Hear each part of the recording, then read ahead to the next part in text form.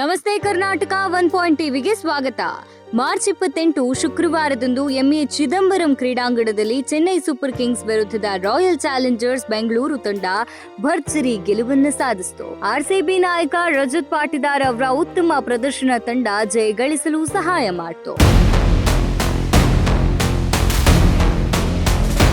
ಮೊದಲು ಬ್ಯಾಟಿಂಗ್ ಮಾಡಿದ RCB 196 run 7 wicket score ಮಾಡಿತು. ಪಾಟಿದಾರ್ 3 ಸಿಕ್ಸರ್ಗಳು ಮತ್ತು 4 ಬೌಂಡರಿಗಳ ಮೂಲಕ ಒಟ್ಟು 32 ಎಸೆತಗಳಲ್ಲಿ 51 ರನ್ ಗಳಿಸಿತು.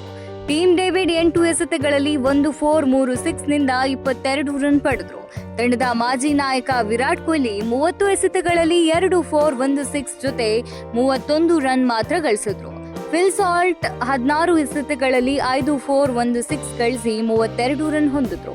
ದೇವದತ್ ಪಡಿಕಲ್ 14 ಎಸೆತಗಳಲ್ಲಿ 2 6 2 4 ನಿಂದ 27 ರನ್ ಗಳಿಸಿದ ಇವರು ಉತ್ತಮ ಸ್ಕೋರ್ ಮಾಡಿದ ಆರ್ಸಿಬಿ ತಂಡದ ಪ್ರಮುಖ ಆಟಗಾರರಾಗಿದ್ದಾರೆ. ಇನ್ನು Bhuvneshwar Kumar, Josh Hazlewood, Yash Dayal, Liam Livingstone, Suyash Sharma, Krunal Pandya ಅವರು ಆರ್ಸಿಬಿ ತಂಡದ ಬೌಲರ್ಗಳಾಗಿದ್ದಾರೆ.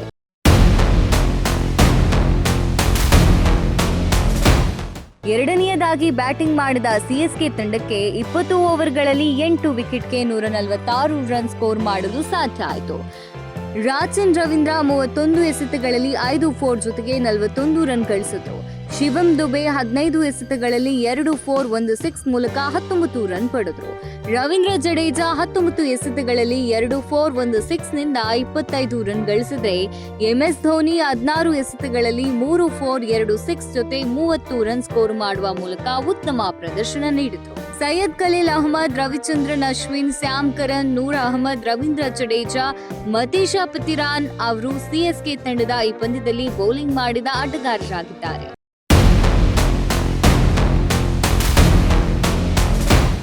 ಆರ್ಸಿಬಿ ತಂಡದ ಉತ್ತಮ ಬೌಲಿಂಗ್ ಸಿಎಸ್ಕೆ ತಂಡವನ್ನ ಗೆಲುವಿನಿಂದ ದೂರ ಮಾಡಿತು. ಬರೋಬ್ಬರಿ 50 ರನ್ಗಳ ಅಂತರದಲ್ಲಿ ಸಿಎಸ್ಕೆ ಸೋಲು ಕಂಡಿತ್ತು.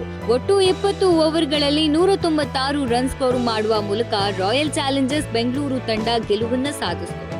ಇದಾಗಿತ್ತು ಆರ್ಸಿಬಿ ಮತ್ತು ಸಿಎಸ್ಕೆ ನಡುವಿನ ಪಂದ್ಯದ ಹೈಲೈಟ್ಸ್. ಐಪಿಎಲ್ನ ಇನ್ನಷ್ಟು ಮಾಹಿತಿಗಳೊಂದಿಗೆ ಮತ್ತೆ ಭೇಟಿಯಾಗ್ತೇವೆ. ಇದು 1 ಟಿವಿ.